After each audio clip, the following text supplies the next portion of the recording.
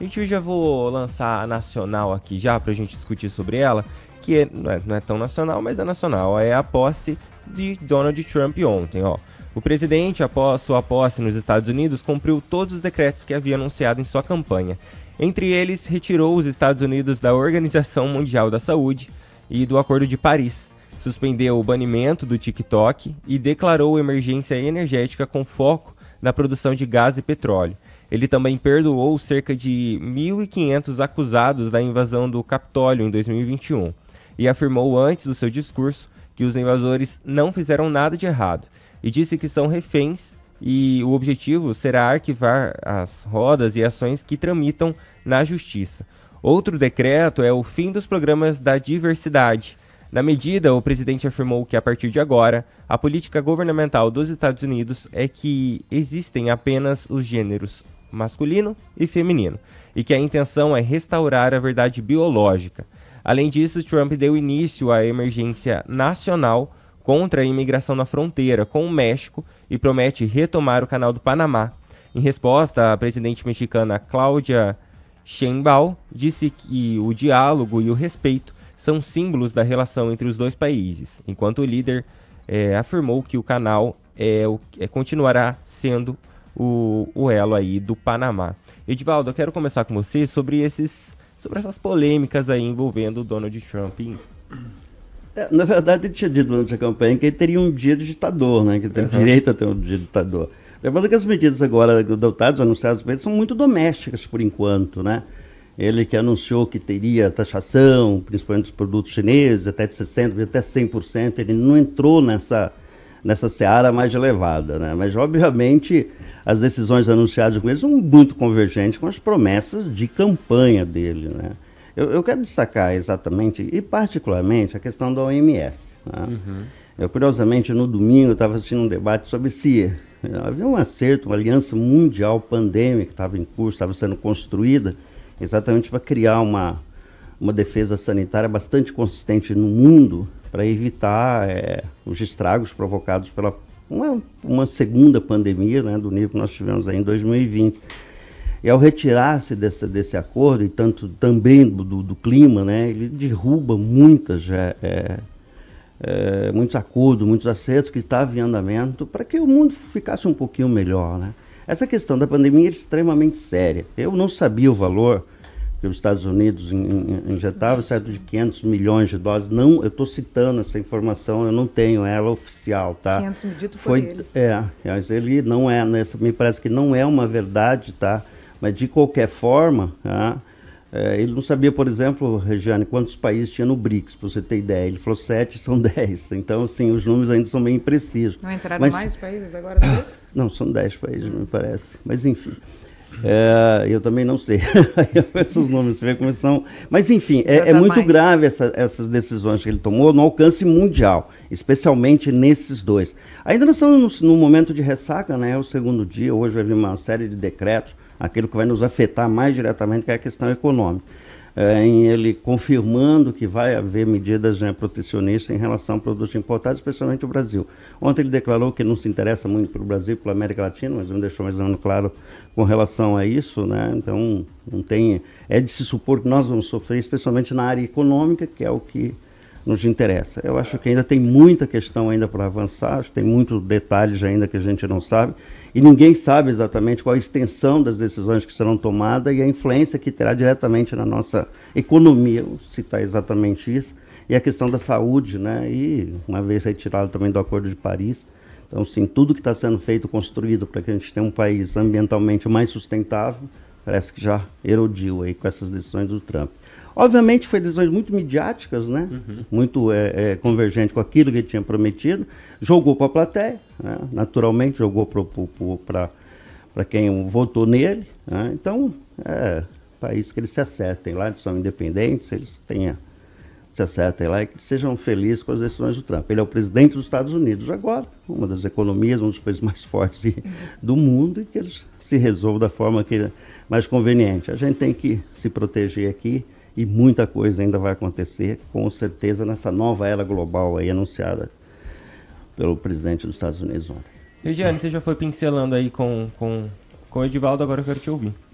Mas o ponto realmente onde ele falou, eu ouvia, como o Edivaldo falou, não sei se o senhor chegou a ouvir ou não, Edivaldo, da boca do atual presidente, sobre essa da OMS, ele traçou um comparativo dos valores realmente que os Estados Unidos pagavam em torno dos 500 milhões, 500 e alguns tantos, também não sei o valor exato, e falou da China, que pagaria 38 milhões, e que nessa articulação do passado, Biden poderia ter pago esse valor de em torno dos 38 milhões também, e optou por pagar mais caro, por isso essa ruptura nesse momento. O que está acontecendo ali, do que eu ouvi vindo dele no discurso, ele está cortando tudo, e conversando, aberto ao diálogo para refazer. Não está sendo fechadas as portas ou tendo algo contrário a tudo aquilo que está dentro do país ou fora nessa articulação.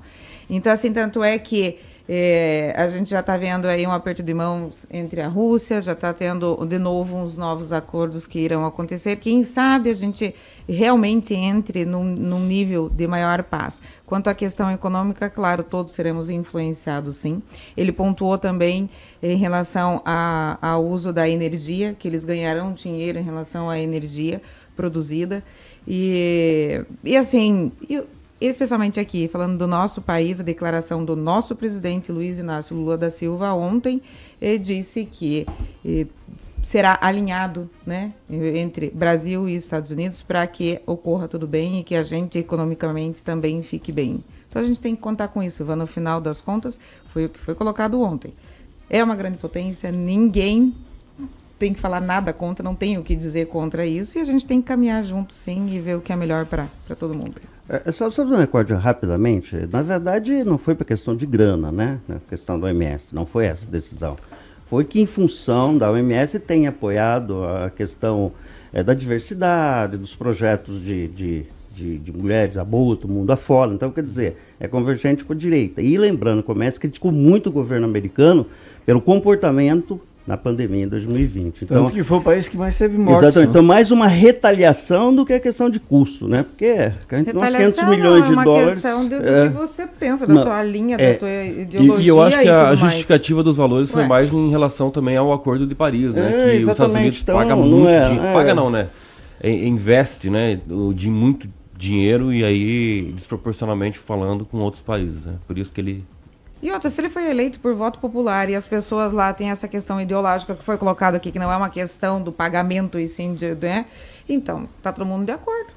Né? Se agora ele diz dentro do país dele que existem sexo feminino e masculino e as pessoas votaram. Mas ninguém está discordando, você está discordando. Não, eu só estou explicando. Então tá tudo certo. Você tem que explicar a minha fala. Não, você está justificando que o valor não pago dos 500 milhões era uma questão ideológica. Estou justificando, então somente a razão. Eu também estou justificando somente a razão da ideologia. Eu vou seguir com o que Rafael agora. É difícil, mas vamos conviver. Tem uma palavra que o Edivaldo colocou que eu vou usar no meu comentário, que é a palavra doméstica, né? Eu acho que o discurso foi muito doméstico, e é exatamente isso. O Estado é soberano, os Estados Unidos da América é soberano, ele vai ter que responder os seus, né? Como que vai mudar toda essa sistemática, beleza, através de decretos presidenciais, ok, mas tem algumas coisas que precisam mudar a legislação, até a Constituição em partes ali. Como é que ele vai fazer isso? Houve um questionamento jurídico em relação a isso, mas ele está falando para os seus, e é para os Estados Unidos. O mundo tá, óbvio, tá tudo arrepiado. Por quê? Porque nós ainda entendemos que os Estados Unidos é o número 1 do mundo, né? E que muita coisa passa pelos Estados Unidos. Muita coisa não.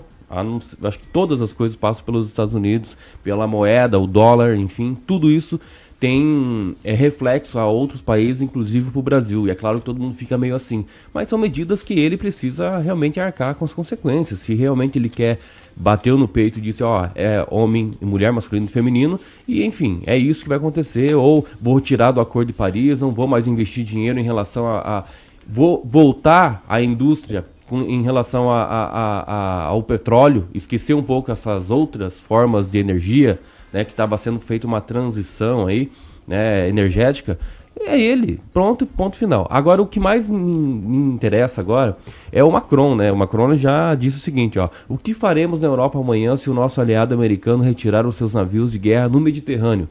Se nós estamos reclamando que pouca coisinha que passa por aqui dá respingo nos Estados Unidos e Estados Unidos respinga para nós, imagina na França ou na Europa como um todo, que todo mundo está meio arrepiado porque ainda existe a maior potência mundial, que é os Estados Unidos e China. E aí avançamos na minha concepção, na minha leitura que eu faço com os discursos do Trump, se isso continuar, teremos aí, quem sabe, uma nova Guerra Fria, né, que é entre Estados Unidos e China, porque os Estados Unidos já falou, viu, eu não vou mais colocar indústria nenhuma de marca americana fora dos Estados Unidos, e ponto final. É o que está acontecendo na China. China hoje, vai pegar a Apple, por exemplo, é feita tudo lá. É trazido para os Estados Unidos e vendido pelos Estados Unidos. Mas quem realmente faz tudo isso, a fábrica em si, com a mão de obra baratíssima, porque compensa também, e até o momento está compensando para os Estados Unidos, é a China. Então, assim, essa nova fase que nós vamos, com certeza, nos próximos 4 anos, verificar se efetivamente isso se concretizar, talvez tenha uma nova Guerra Fria aí em relação às indústrias, porque a China e tem o plano de se tornar a maior potência daqui a uns anos. É o objetivo da China. E não é por acaso, tudo vem da China. Por que vem tudo da China? Porque realmente os Estados Unidos deixou a desejar nesses últimos tempos. E aí Trump coloca um discurso nacionalista, mais... como é que estava usando a palavra ontem? Protecionista, é isso, né? O protecionismo, enfim, você fechar as fronteiras e dizer, ninguém sai, ninguém entra sem autorização extrema. Então existem alguns requisitos para você entrar e sair, não só nós visitarmos os Estados Unidos, mas também a questão industrial também. Então acho que isso talvez eles estão olhando para o seu próprio umbigo e aí cada um age como quer, entendeu? O Brasil aqui, infelizmente, entra e sai quem quer, né? A gente não sabe exatamente, as fronteiras nossas, infelizmente, são bem malháveis. Existem uns acordos, é bom para o Brasil? Não sei como dizer. Rigon. Já que a gente está falando dos Estados Unidos, eu me lembro do Michael Jackson. Isso, a posse do Trump é um moonwalk, é andar para trás. Se no primeiro mandato ele se achava Deus, agora ele tem certeza. Está mandando até questão de gênero, como se ele fosse um Deus. Não, ele manda lá e vai mandar por um período, né? O que me preocupa é só a questão dos BRICS, que o Brasil participa dos BRICS e ele já determinou ontem que a taxação vai ser de 100%. E isso pode impactar de alguma forma na economia desses países, se eles realmente tentarem fazer uma moeda paralela, né? Resta esperar, porque o Trump, como, né, todo cara que tem o perfil dele, ele dá um passo para frente e 2 para trás. Ele propõe, faz o forfé todo, e depois ele dá uma recuada mediante qualquer manifestação do mundo, como a Europa, que eu acredito que não vai ficar quieta se ele realmente cumpriu o que ele falou. Mas falar é uma coisa, como já dizia o Zago, fazer é outra. Deixa eu só fazer um esclarecimento aqui. No Brasil, você pode, o governo pode emitir as medidas provisórias, que é uma forma de você tomar a decisão muito rapidamente e fazer valer. Só que em 60 dias ela tem que passar pelas câmaras, né? Antes de se tornar lei. Senão trava tudo. Os decretos é lei nos Estados Unidos, né? Os decretos têm força de lei lá. Então ele pode fazer, há um limite, me parece, com relação a isso. Mas esses decretos não passam, né? Pelas câmaras, né? Pelo legislativo. E lembrando que tem um termo em corrida de cavalo que é a trifeta, né? A trifeta é quando você aposta nos 3 primeiros cavalos e ganha, né? Lá nos Estados Unidos ele tem a corte, tem e as 2 câmaras, tem o Senado e a Câmara dos Deputados. Então assim, ele acertou nos 3 cavalos, né? Então vai governar com um perfil de ditador nesse perfil, né? Não estou dizendo que o cara é ditador, mas como ele tem o domínio dessas câmaras, né? Quer dizer, da corte também, então há uma certa tranquilidade legal para que as decisões que ele toma sejam bastante sustentáveis. Mas como disse o Rigon, ele vai enfrentar muitas dificuldades com relação à legislação. A legislação americana também tem as suas amarras e há limites. Então vai ter uma guerra jurídica já em andamento aí, bastante severa. O próprio Elon Musk, ontem entraram com uma ação extremamente complexa lá do O gesto nazista que ele fez? Não foi gesto nazista. Assim, rapidinho que eu preciso seguir segue aí então, não. A gente vai tocar muito, a gente vai falar muito sobre isso ainda. 7 horas e 52 minutos.